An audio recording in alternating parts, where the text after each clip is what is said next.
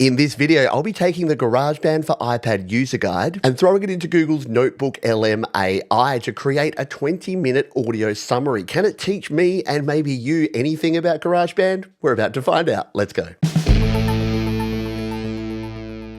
Now, I'm not an expert at many things, but when it comes to GarageBand iOS, after creating more than 1,000 video tutorials, I think I know a thing or two. So the question in this one is, can AI teach me something, or is it going to replace me and I don't need to create tutorials anymore? Hopefully not, but let's dive in and find out. So I've got Notebook LM open here, and we're going to create a new notebook by tapping in the middle. Now, I've already gone over to the Apple website and grabbed the GarageBand user guide in PDF mode. So all we need to do now is choose a file to upload by tapping here, going to my files, grabbing that PDF and hitting open, and Notebook LM will start processing that PDF document, pulling out what it thinks are the important parts. Now, this document's 126 pages. I did this with the 1,000-page Logic Pro for iPad manual, which you can check out that video up there or in the description. But it'll be interesting to see with something a little simpler what we're actually going to get out of this one. Okay, the PDF has been processed, as you can see over here on the left, and now it's offering me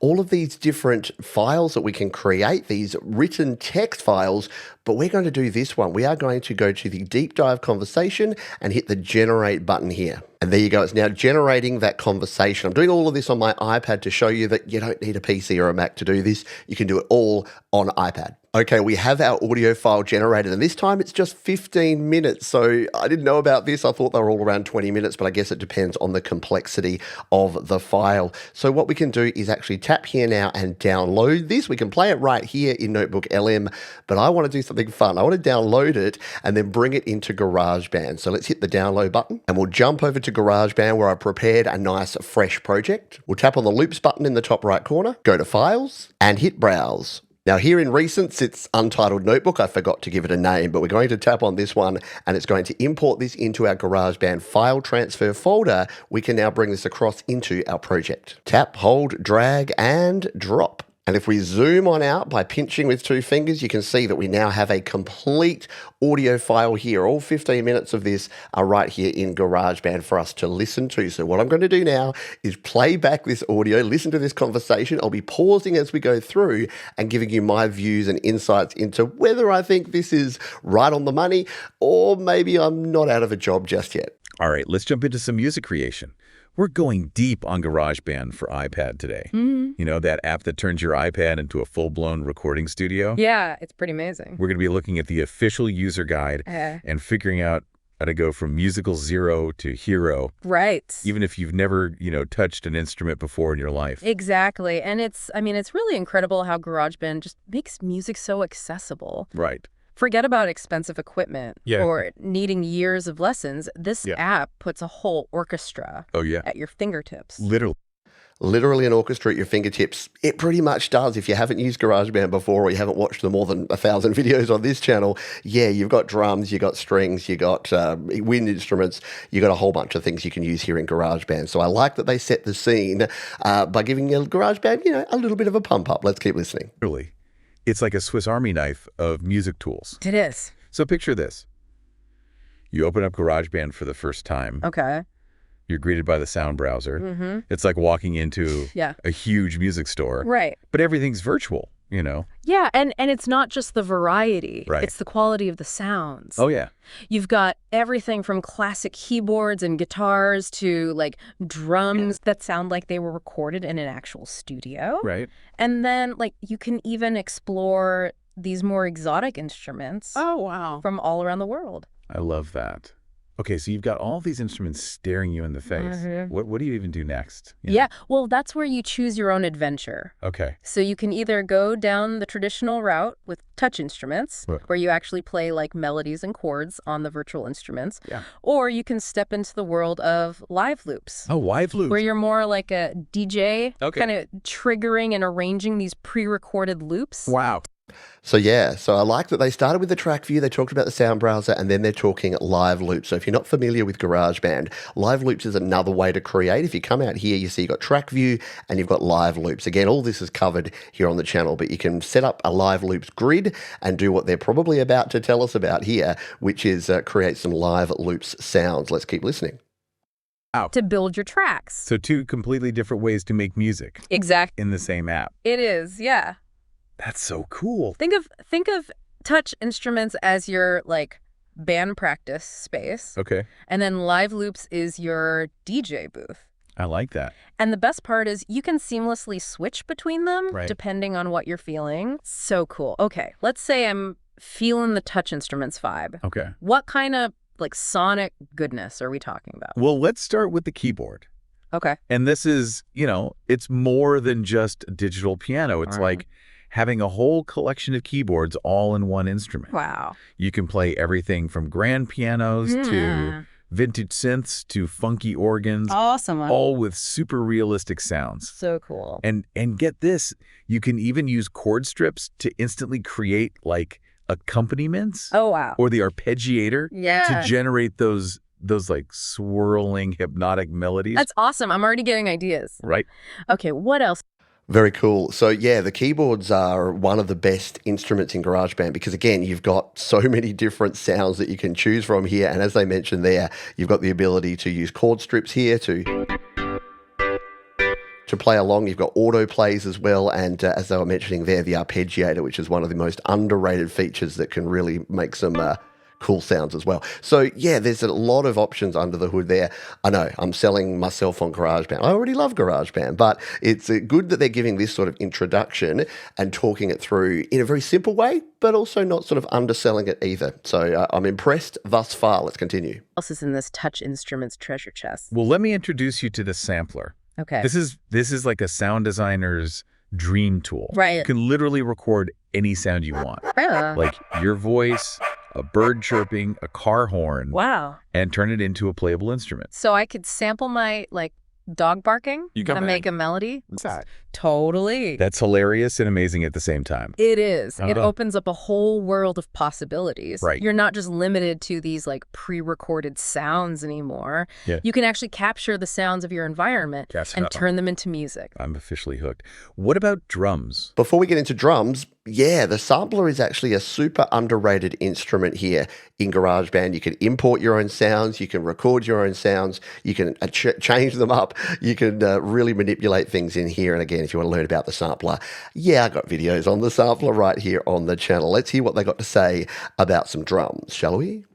Does GarageBand let you like unleash your inner rock star? Absolutely. What's fascinating about the drums is the touch sensitivity. Really? You can control the volume and the dynamics just like you would on a real drum set. Wow. It adds like this human feel that you don't really get with other music apps. Brett, so it's not just like tapping on the screen. Exactly. You can like really get into it. You can, yeah. And if you're into like programming drums or creating these intricate beats, GarageBand has got you covered with smart drums and the beat sequencer. Okay. Smart drums are perfect for like quickly generating drum parts. Yeah. And the beat sequencer gives you like that classic step sequencer workflow. Gotcha. For those more complex rhythms. I love how there's options for both, beginners and people who really know what they're doing. Totally. Now, no band is complete without a guitar or a bass. Let's talk about guitar and bass in a moment. But yeah, good that they covered drums, smart drums, and the beat sequencer. Didn't cover drummer, which is interesting. The virtual drummer is one of the best options for adding your own drums, but we'll see. Maybe they'll get there. Maybe because drummer is in its own separate section, but looks like we're now about to talk about guitars and bass. So let's go back and take a listen to this. What does GarageBand offer for those of us who love the strings? Get ready to shred because GarageBand has an amazing collection of these virtual guitars and basses. Cool. You can choose from all these like realistic sounding models. Okay. From classic acoustics to like heavy metal beasts. Oh, wow. Yeah, so you could go from like strumming a folk song to like rocking out a guitar solo. All in one app. All in one app. Sorry, I couldn't resist but strumming that. Yeah, look, the guitars are fine. They're fine. If you've listened to me before on this channel, you know that I'm not a huge fan of the virtual guitars. But if you don't have a guitar and it's your only guitar, you can definitely make it work. Let's keep going. Yeah. That's amazing. And it gets even better. Okay. So you can add all these stomp box effects to shape your sound. Like you can add overdrive, wah-wah, delay. That's so cool. And then if you like to get experimental, you can even use face control to manipulate the wah pedal. No way. With your facial expressions. That's next level. It is. Okay, face control, that's on my list to try. Yeah. So we've covered keyboards, samplers, drums, guitars. What other sonic surprises does GarageBand have up its sleeve? All right, time to guess. Go down into the chat, to the comments, and guess what we're going to get next. I think it's strings, or maybe they'll go to Apple loops. But yeah, look, the wah-wah, I've covered that as well here, using your face for the wah pedal. And they talked about the virtual guitars, but not about recording your own guitars. Maybe they'll get to that later. Let's continue on here. What do you reckon it's going to be? Let's find out now. Well, prepare to be transported to another world. Okay. With GarageBand's collection of world instruments. Wow. You can explore instruments like the Chinese pipa, the Japanese koto, the Indian sitar. That's so cool, and so many more. It's like a musical passport. It is. To explore different cultures. Totally. And last but not least, we have... Before we get to the last but not least, there isn't really a sitar. I think there are some sitar loops in there, but we don't have the sitar. So you can mark that as the first aha. AI hallucinates and says there's a sitar. There's not specifically a sitar to play, so I'm going to call it out on that. But hey, they pronounce the names of the other instruments actually really well. Let's continue. The drummer feature.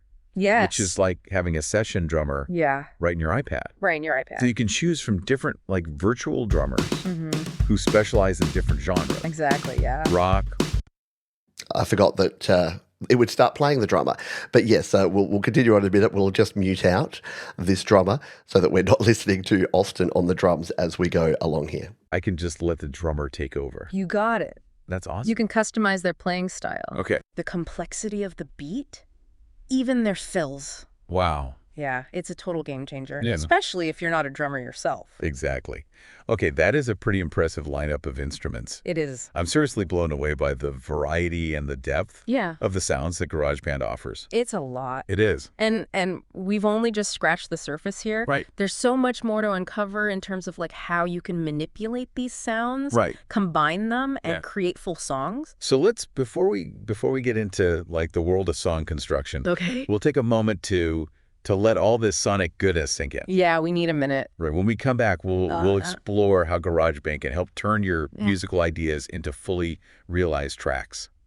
So in terms of a summary here, that's pretty good. So the first sort of chunk has been talking about all the instruments and all the basics of GarageBand and what you can actually do. So in terms of how it's put together this as a video, if I was doing an introduction to GarageBand, I'd probably do something similar. In fact, I did a video that was very similar to this a couple of years ago as an introduction to GarageBand. So let's see where we go from here. Awesome. So stay tuned. We'll be right back. Welcome back to our GarageBand Deep Dive. We've been exploring this incredible collection of instruments, and now it's time to, like, unleash our inner songwriter. Yes. And see how GarageBand helps us actually build a song from the ground up. You know, it's one thing to have all these great sounds. Yeah. But how do we turn them into an actual track? That's where GarageBand's song building features come in. Okay. Think of it like you've got all these ingredients for a delicious meal ready. Now it's time to assemble them into a masterpiece. I like that analogy. So, you know. So how do we cook up these musical masterpieces? No, first we need to understand how to work with individual tracks. So all right, we'll talk about tracks in a moment, but yeah, pretty good. The cooking analogy, it's a little overused, but I approve. I appreciate it. Good job there. And let's see where we go to. So imagine your recordings as like blocks of sound that you can move around like puddle pieces. Gotcha. GarageBand calls these regions. And they give you a ton of control over how your song is arranged. So it's like having a virtual mixing board. Exactly. Where we can like shape and sculpt each instrument's part. You got it. That's cool. Okay, so we're laying down our tracks, we're adjusting levels, we're adding some effects. What about adding like pre-recorded elements? Can we bring in loops or samples? Totally. GarageBand has this treasure trove of royalty-free loops. Okay. Called Apple loops. Apple loops. Yes. These are like professionally recorded musical phrases that cover a huge range of genres and instruments. Right. You can just drag and drop them right into your song. Wow. To quickly build up like a drum beat, a groovy bass line. Yeah. Or even layer in some like atmospheric textures. So if I'm feeling stuck or I just need some like a little inspiration boost, I could just browse the loop browser and find something that gets me going. Yeah. And the and I like it. I like the way they've presented that. It's not that, you don't need to create anything. It's like, if you're stuck, if you need to enhance, if you need to create something, you can bring in a loop. And you absolutely can. The Apple Loops is one of the, I wouldn't say underrated. I think a lot of us know that it's really good, but not many people sort of use it in conjunction with real quote unquote instruments and use it as like an enhancement. So I think that's a fairly close to perfect explanation. Continue. The cool thing is the loops are designed to integrate seamlessly with each other. Oh, wow. They automatically adjust to the key and tempo of your song. That's awesome. So you can really mix and match to your heart's content. I love that. Okay, we've got all these individual parts coming together, but how do we organize them into like a cohesive song structure? Right. You know, verses, choruses, bridges. Exactly. That's where song sections come in. Okay. GarageBand lets you divide your song into these distinct sections, kind of like chapters in a book. Sure. And each section can have its own unique length arrangement and even Okay, adding a section was not a great idea while we played the audio, but I just wanted to show here that we can add another section. And now I've lost the spot that we were up to. So let's go back and find that, shall we? Yeah. And even key and tempo changes if you're feeling adventurous. So we're not just like throwing a bunch of sounds together. Right. We're actually building like... You're building a structure. Yeah. A journey. A structured and dynamic musical journey. Yes. Yeah, you are, and that's all good. Again, I know people are stopping and going, well, actually, you're getting ready to write your comment. They did mention that you can change tempo and you can change key in song sections. You actually can't. You can only have one for the entire project. However, there are ways to work around this and to hack your way through to have multiple keys, multiple time signatures. And you guessed it, I've got a video right here on the channel all about it. If you want to learn more, check out the playlist down below. We cover everything. All right, continue, please, folks. Yes. I like it. And, you know, if you're ever unsure about the arrangement, you can easily move sections around, duplicate them, or even delete them. Okay. It's all about experimentation. Right. And finding what sounds best to you. Cool. Now, let's be real. Sometimes our playing isn't perfect, you know? Yeah. Not perfectly in time or in tune. Right. Does GarageBand have any, like, magical tools to fix those imperfections? Okay. GarageBand has some really helpful features for tightening up your recordings. Okay. You can use, like, quantize. Quantize, okay. To snap notes to the beat grid. Right. So everything's perfectly in time. Cool. And if you need to, like, adjust the pitch of a melody, you can use transpose to shift it up or down. So it's like a safety net. It is. For those little wobbly notes. It's like... Awesome. Now, we've talked a lot about, like... Yeah, I would have explained that differently. The transpose is not really for the wobbly bits. So I guess it's building off of the fact that things like Logic Pro do have things like pitch correction. And look, GarageBand has auto-tune, but it's not really for doing that. Transposing is more for shifting semitones and tones up and down. And quantizing, it was explained well. But again, a little bit more of a well, actually, but not far from the truth. I just hate for someone to think, oh, great, I can adjust my pitch perfectly. Not quite in GarageBand. Now, we've talked a lot about, like, the foundation of a song, but what about those final touches that make it sound polished and professional? Oh, now we're getting into the fun stuff. Okay. GarageBand has a whole bunch of tools for adding that extra shine to your tracks. Okay. One of the most powerful techniques is automation. Automation, okay. Think of it as a virtual mixing engineer. Okay. That smoothly adjusts the volumes of your track over time. Wow. Like a sunrise or a sunset. Oh, I like that. You can also automate other parameters, Okay. like panning or effects, to create dynamic shifts and textures. So we can make parts fade in and out, create dramatic builds. You got it. Oh. Yeah. So no, Not quite. And yeah, so again, there are hacks, there's workarounds for being able to automate things like effects and panning, and I show those in other videos because of course I do. But yeah, we don't have automation for anything but volume here in GarageBand iOS. Oh, that's really cool. It is, yeah. Speaking of sonic superpowers, Yes. let's talk about effect plugins. Okay.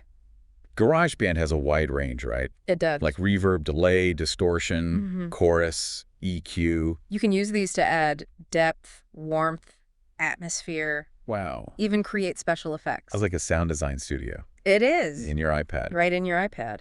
Now, with all these tools and features, Mm-hmm.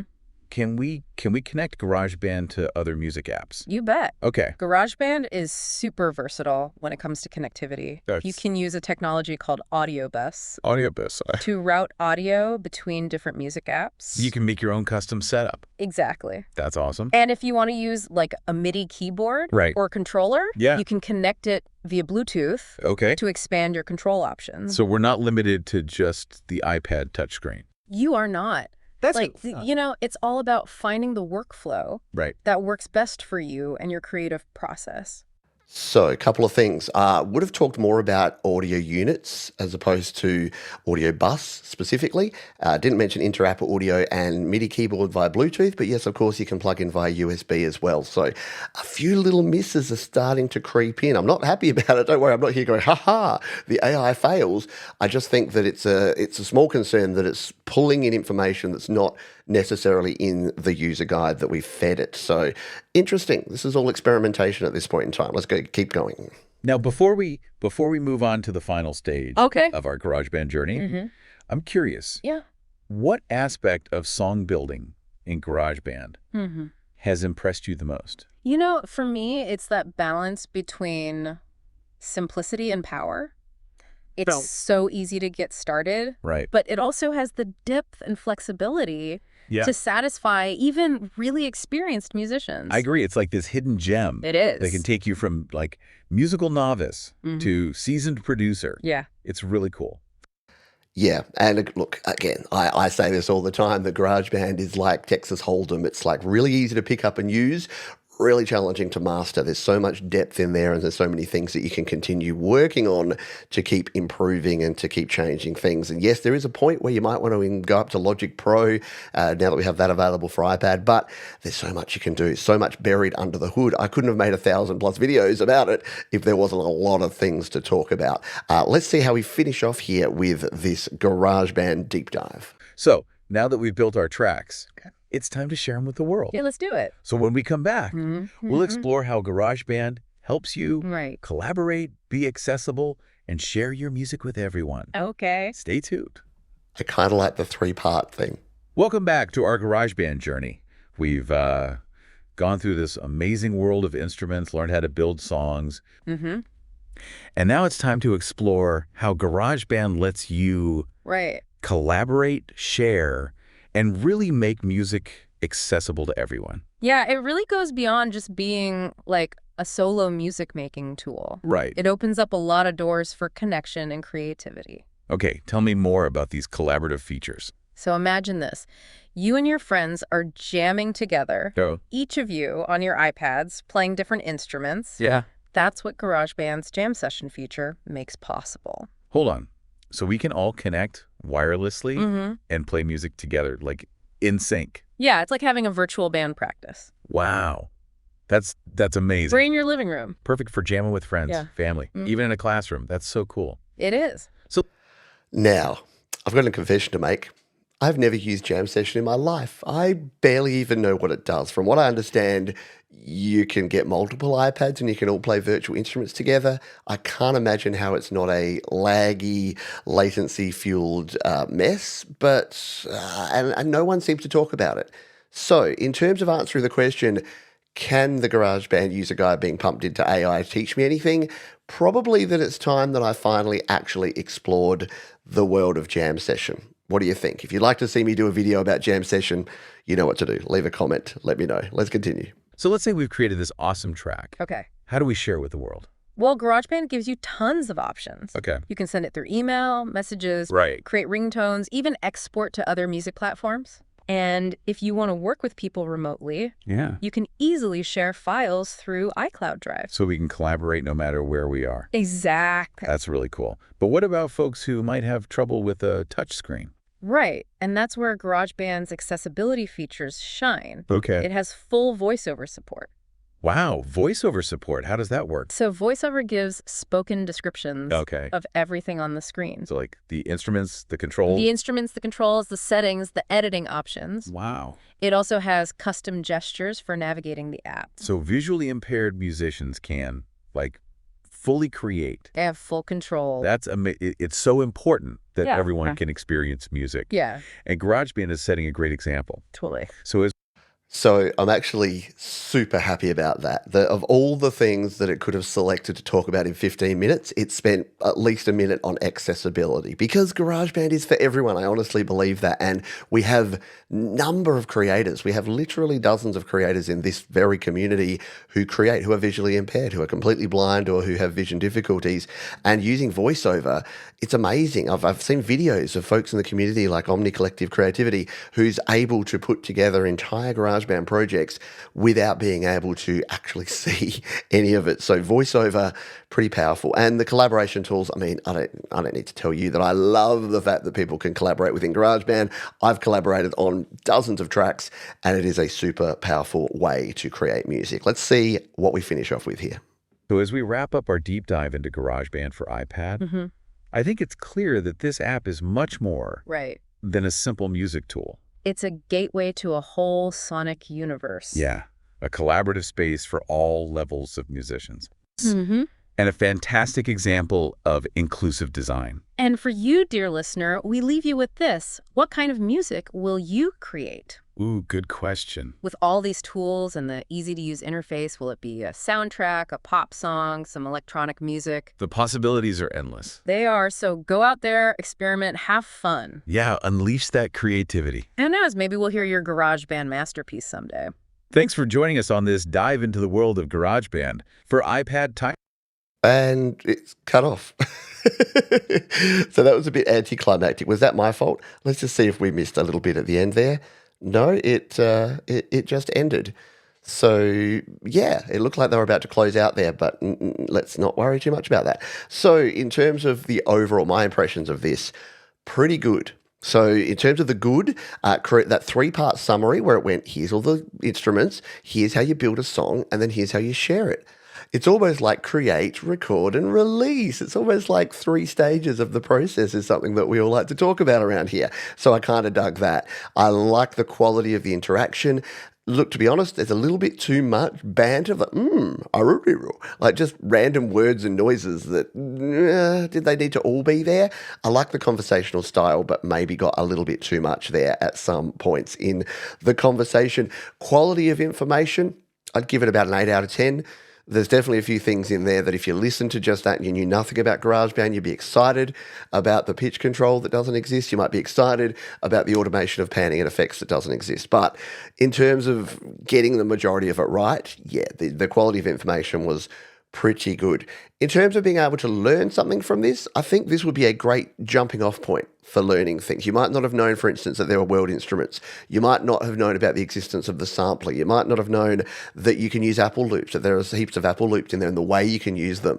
The effects. I would have liked, what would I like to hear more of? A little more about inter-app audio, maybe, although that's kind of on its way out, but definitely AUV3 audio unit plugins, because as well as just the built-in plugins, it really didn't emphasize the fact that you can add in your own third-party plugins here in GarageBand. It's kind of one of the biggest things about GarageBand that makes it super cool.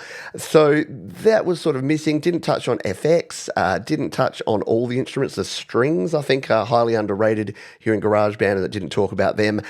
And the biggest missing thing for me is it didn't mention once that you can plug in your guitar, you can plug in your microphone, and you can record your own tracks. So to me, that's a super important thing. And it was interesting that of all the things it did talk about, it didn't talk about the guitar amps. It didn't talk about the fact that we can add a microphone track, that we can add a vocal track, that we've got all of those presets and built-in sounds that we can use to create guitars and vocals and the like. So that was a little bit of a missing point there. But it had 15 minutes again, and it had 126 plus pages to digest. So I'm pretty impressed by this. I think in terms of a first run of these sort of things, it's interesting to see how this is working. Next up, I'll actually be putting this to the test to tell me something I don't know, because I need to learn myself GarageBand on Mac and Logic Pro on Mac. So I'll be doing some similar videos exploring those and seeing how we can get some quick lessons and maybe just sparking some ideas. So let me know what you thought. Is this super creepy? Is this super awesome? Or is this somewhere in between? I'd love to get your comments down in the comments section below. Until next time, please be kind to yourself, be kind to others, keep creating, and I'll see you next time right here on Studio Live today. Bye for now.